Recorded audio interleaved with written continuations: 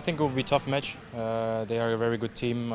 They are very strong tactically and they have good individual players. Of course, they didn't bring all their A players that normally play, but still they have great qualities. And yeah, it's a big challenge for us, but I don't think it's a better challenge for us to win against a European side now.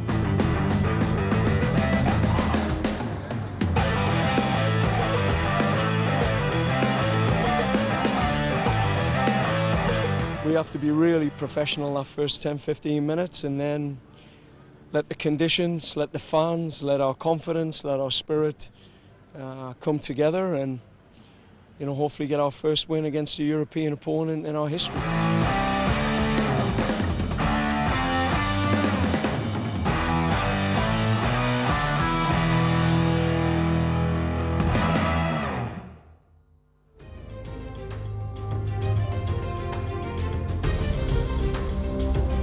Halo, selamat malam. Timnas Indonesia tengah menjalani laga final FIFA Series 2026 menghadapi Bulgaria. Bagi John Hartman, sang pelatih baru timnas, pertandingan ini tentu akan menjadi ujian sesungguhnya dalam menangani skuad timnas Garuda.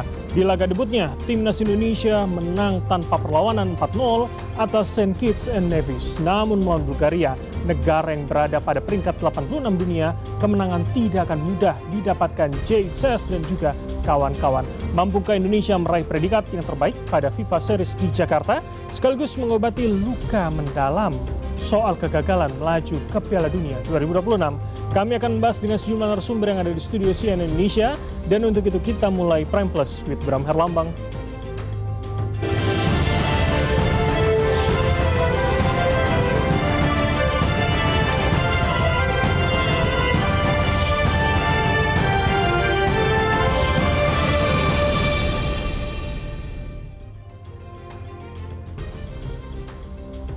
Baik, langsung saja saya perkenalkan 4 orang narasumber yang sudah ada di studio. Saya perkenalkan dari sebelah kiri saya terlebih dahulu, yakni mantan pemain timnas Indonesia Perry Sandria. Pak Perry, selamat malam. Selamat malam, salam sehat. Sehat, alhamdulillah, terima kasih. Minal aidin wal faizin dulu. Maaf lahir batin, Pak Perry, terima kasih sudah hadir. Berikutnya, pengamat sepak bola Kesit Handoyo. Bung Kesit, selamat malam. Selamat malam, Mas Bram. Minal Terima aidin kasih. wal faizin. Maaf lahir batin. Terima kasih sudah hadir. Saya bergeser sebelah kanan, koordinator Save Our Soccer Akmal Marhali. Mas Akmal, selamat malam. Selamat malam, salam sepak bola, maaf lahir batin. Maaf lahir batinnya tetap dengan tangan terkepal ya. Baik, yang keempat adalah analis senior dari Drone Prit Rizal Nova Mujahid. Mas Nova, selamat malam. Malam, Bran. Mohon maaf lahir batin. Mohon maaf lahir batin, Bapak sekalian. Terima kasih sudah hadir di H+ seminggu mungkin ya, atau hampir 2 minggu setelah Lebaran. Ternyata kita disuguhi dengan kemenangan Indonesia 4-0 pada laga di Jumat lalu. Nah, saya langsung ke Bang Kesit kalau begitu. Jadi kalau bisa kita lihat, paling tidak mungkin sekarang adalah menit ke 30-an. Sekitar 30 sudah berjalan melawan Bulgaria. Paling tidak kita melihat ini kan cukup agresif begitu ya, mencoba menyerang, tapi ternyata pada titik penalti agak sulit rasanya ditembus. Apa yang bisa Anda baca terlebih dahulu? Ya, sampai menit ke-30 kalau kita saksikan memang Indonesia masih mampu untuk bisa bermain mengimbangi lah ya perlawanan Bulgaria, tim yang memang secara peringkat kita tahu berada di atas Indonesia, mereka di peringkat ke-86, kita di 121. Tapi yang jelas begini, bahwa kemenangan dari St. Kitts and Nevis 4-0 di laga perdana FIFA Series ini memberikan asa baru ya bagi tim nasional Indonesia setelah kita tahu bagaimana kegagalan yang sebelumnya dirasakan oleh timnas dan juga masyarakat Indonesia setelah di round 4 kita tidak mampu untuk bisa lolos ke Piala Dunia. Tapi bahwa saat ini ada era baru, ada John Hartman, kesan pertamanya begitu menggoda, selanjutnya terserah John Hartman gitu ya. Tapi ini adalah sesuatu yang sangat positif menurut saya. Satu hal yang perlu ditekankan buat masyarakat juga bahwa ini hanya laga uji coba.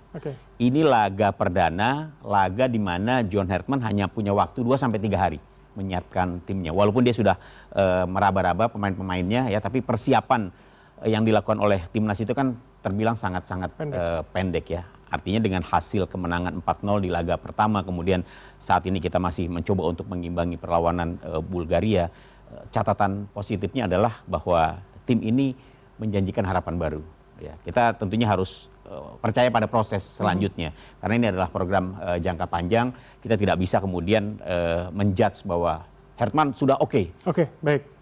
Jadi John Hartman juga belum oke gitu. St. Kitts and Nevis kemarin bisa menjadi indikator apa enggak, Bang? Sebetulnya cukup bisa jadi indikator ya, walaupun nggak jaminan juga, karena kita tahu Kitts and Nevis ini kan peringkatnya jauh ya. Walaupun memang di dalam pertandingan tadi mereka sukses menaklukkan Kepulauan Solomon dengan skor 4-0. Artinya kalau dari perbandingan antara Kitts and Nevis dengan Kepulauan Solomon, berarti Kitts and Nevis lebih bagus. Tapi kita bisa mengalahkan mereka dengan skor 4-0. Ya, jadi ini alamat bagus lah ya, alamat bagus ke depannya buat timnas Indonesia. Oke, baik, saya bergeser ke Mas Akmal. Jadi dengan komposisi yang digunakan hari ini, menurut Anda ini sudah cukup ideal, apalagi kalau kita lihat mungkin tadi sedikit lebih cair begitu daripada. Ya, dan ada beberapa perubahan ya di komposisi pemain dibandingkan ketika main melawan Saint Kitts and Nevis.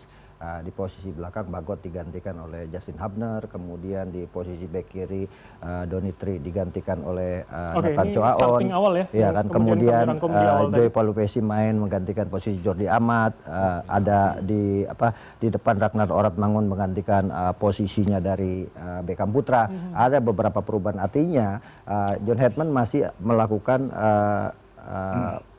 coba-coba trial untuk komposisi ideal tim nasional Indonesia masa depan di bawah kendalinya. Tapi satu hal yang menjadi catatan adalah seperti tadi kata Bung Gesit, ini alamat baik, bukan alamat palsu. Gitu. Alamat baiknya adalah bahwa setidaknya John Hetman dengan kemenangan 4-0 melawan Saint Kitts Nevis, posisi dia lebih baik dari 3 pelatih. Yang pertama adalah Luis Mia, di partai perdananya dia kalah 0-3 dari Myanmar. Yang kedua adalah lebih baik bahkan dari Sintayong, di mana di partai pertamanya Sintayong kalah 2-3 dari Afghanistan, dan juga lebih baik dari Patrick Kluivert karena partai perdana Patrick Kluivert kalah 1-5 dari Australia. Dia bisa menang 4-0 melawan Saint Kitts Nevis. Ini adalah pertanda baik. Tapi yang saya paling menarik adalah apa yang disampaikan oleh John Hetman. Retorikanya sangat bagus sekali. Dia katakan bahwa ini adalah awal kemenangan dari Saint Kitts and Nevis. Ini awal, kita harus siap untuk jatuh bangun, membangun tim nasional Indonesia. Saya ambil yang baik dari dari Sintayong untuk urusan pertahanan dan urusan fisik. Saya ambil yang baik dari Patrick Kluivert untuk urusan bermain dengan artificial, dengan seni. Jadi ada 3 catatan yang dikatakan bahwa tim nasional Indonesia saat ini adalah yang pertama kerja keras, artificial, dan yang ketiga adalah kekeluargaan. Oke, Mas Akmal, sorry saya potong. Ini saya baru mendapatkan informasi ternyata ada pelanggaran Kevin Dix yang kemudian berbuah penalti. Apa yang bisa kita baca itu dulu? Ya. Seberapa ini akan bisa menjadi celah bagi Indonesia sebetulnya menurut Anda? Yang pasti seperti tadi dikatakan Bung Gesit, Bulgaria ini bukan lawan enteng ya. Walaupun Bulgaria yang ada saat ini itu bukan Bulgaria saat eranya Stoichkov, Balakov, dan juga eranya Berbatov. Ini pemainnya banyak yang main di Inggris, di luar, tapi di klub-klub Liga 3, Liga 2-nya Inggris. Nah, tapi Bulgaria punya nama besar dengan ranking 87 FIFA saat ini dibandingkan Indonesia 121, dan mereka punya pengalaman matang. Artinya penalti yang didapatkan Bulgaria ini ada pengalaman matang dia untuk bisa mencuri gol, dan akhirnya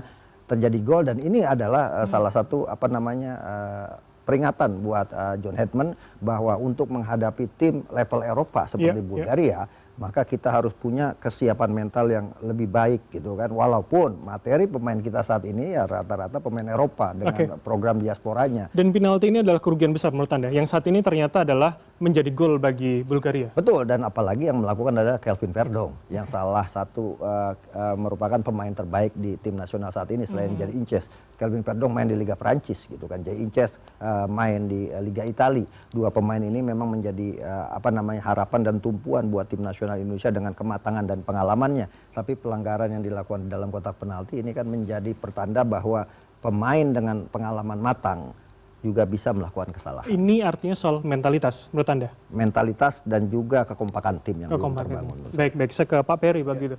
Sebagai mantan pemain timnas, Pak, saya ingin agak sedikit personal mungkin.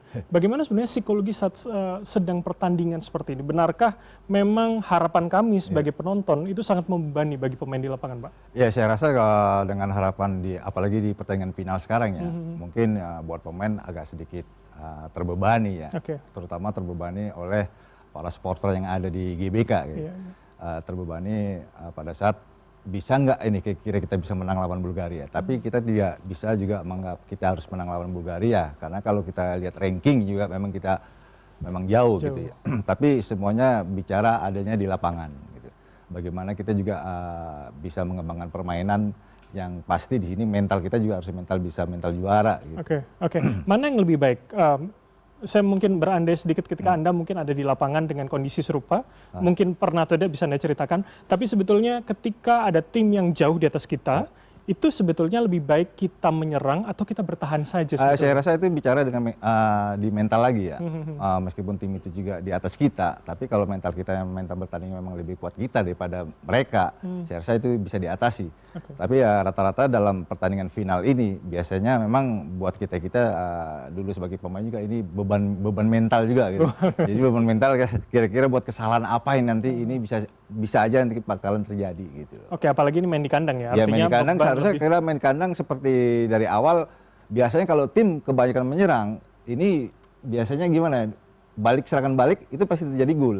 Nah ini juga kita lihat tadi terjadinya penalti, mungkin agak kontroversial sedikit ya penalti ini karena pelanggaran juga nggak begitu keras. Tapi wasit sudah menuju titik penalti, kita tidak bisa bilang apa-apa lagi. Tapi itu pola yang sering terjadi pada pemain. Artinya ketika fokus pada menyerang, maka pertahanan yang jadi celah. Kadang-kadang memang kalau kita fokus pada penyerangan, suka kadang lupa dengan pertahanan gitu. Pada saat kita diserang, pada saat kita menyerang, terus mendapat serangan balik, ini kadang-kadang suka tidak fokus. Gitu.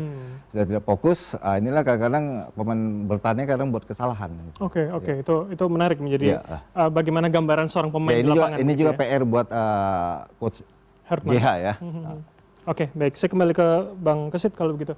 Bang, ini Alexander Dimitrov ternyata juga punya sejarah dengan Indonesia. Mantan asisten pelatih 2007 kalau tidak salah, mantan pemain Persipura, Persija. Dan kemudian pernah juga di Petro ya? Pernah juga di Petro. Artinya dia tahu psikologis pemain Indonesia, tahu bagaimana psikologis liga kita. Seberapa itu menjadi keuntungan Bulgaria menurut Anda? Iya, paling tidak pengalaman bermain di Indonesia buat Dimitrov ini menjadi bekal untuk bisa menghadapi tim Indonesia. Tapi saya pikir itu sudah terlalu lama ya. Perkembangan sepak bola Indonesia kan dari tahun ke tahun juga terlihat cukup signifikan. Apalagi sekarang dia juga mengatakan bahwa timnas Indonesia pada saat ini kan diisi oleh pemain-pemain diaspora, pemain-pemain yang berkiprah di liga-liga Eropa ya, di klub-klub besar Eropa. Berbeda dengan ketika dia masih menjadi asisten pelatih ya bersama Ivan Kolev ketika itu, pemain-pemain Indonesia kan murni semuanya pemain-pemain yang berasal dari klub-klub lokal ya, klub-klub Liga Indonesia. Artinya bahwa saat ini Indonesia dia melihat perbedaannya adalah para pemain Indonesia jauh lebih berpengalaman karena kebanyakan berkompetisi di Liga Eropa dan ini memang menjadi perhatian yang menurut saya buat Dimitrov juga harus dicermati betul ya bagaimana Indonesia, karena dengan pengalaman bermain di Eropa tentu beda dengan dimana pada saat Indonesia tim nasionalnya ketika dia masih menjadi asisten pelatih ya, Dimitrov masih menjadi asisten pelatih, itu 100% adalah pemain-pemain asli Indonesia. Dan menurut Anda secara teknik dan strategi itu juga sudah berkembang jauh dari masa itu? Berkembang jauh. Mungkin Perry bisa melihat perbedaan itu ya. Saya menyaksikan dia bermain untuk klub, bermain untuk tim nasional, dan saya pikir pasti perbedaannya sangat signifikan ya kalau kita bandingkan antara eranya Perry Sandria dengan eranya Jaitse sekarang, eranya Rizky Ridho. Ada perbedaan yang sangat signifikan. Oke, kalau begitu nanti saya tanyakan pada Pak Perry, tapi usai jeda, karena kita akan jeda senak pemirsa, tetaplah bersama kami di Prime Plus.